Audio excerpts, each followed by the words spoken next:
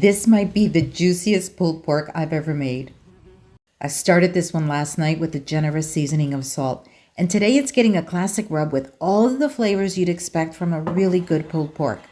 But how it's finished is what makes this version different.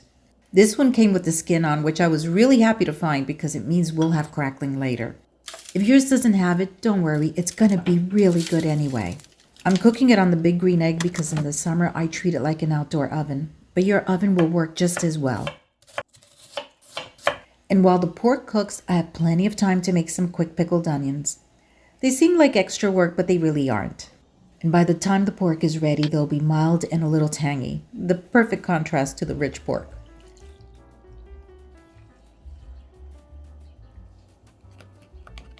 Once they've cooled, I'm going to pop it into the fridge until it's time to build the sandwiches. And now the skin has done exactly what I was hoping it would. Look at that crackling.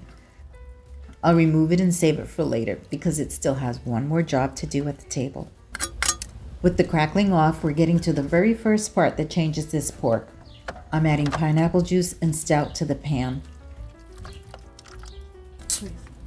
This combo tenderizes and deepens the flavors, but that braising liquid is only part of what makes the finished sandwich different. Cover it and braise until the bones release without a fight. And while the pork finishes cooking, I'm keeping the sides fresh and simple. The tomato and corn salad gets olive oil, apple cider vinegar, and fresh cilantro. The slaw gets the same light dressing, and a good store-bought slaw mix works perfectly well here. No need to make it from scratch. And look, a few hours later, the shoulder blade slides right out. That tells me the pork is ready, but before I pull it apart, it needs a short rest. And it gives me just enough time to make the final piece of the sandwich.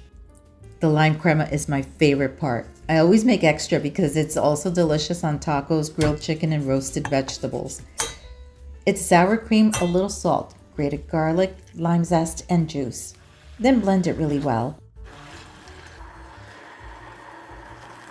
It may look simple now, but wait until it hits that pork. Now that the pork has rested, I'll remove the last of the bones and drain off the excess fat, but I'm keeping the braising juices.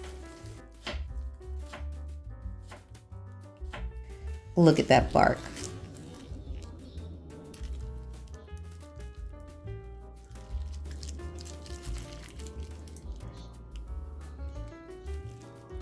The pork pulls apart with hardly any effort. Now I'll just mix everything together so it stays nice and juicy. If you're new here, welcome to Marty's Herbie Kitchen. Every week I share complete dinners with people who still enjoy cooking from scratch. Now comes the fun part. A generous pile of pulled pork goes on the bun.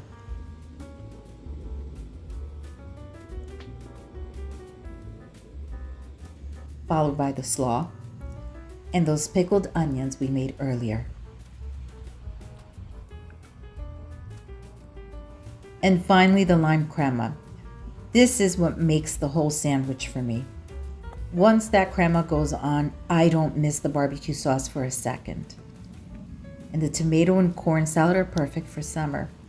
The crackling can go on the side or crushed over the sandwich for an extra bit of crunch. This is everything I wanted it to be. Rich, fresh, and impossible to eat neatly. Once you try it, I think this could become one of your favorite ways to make pulled pork. Thanks for joining me this evening. I'll see you at the next table.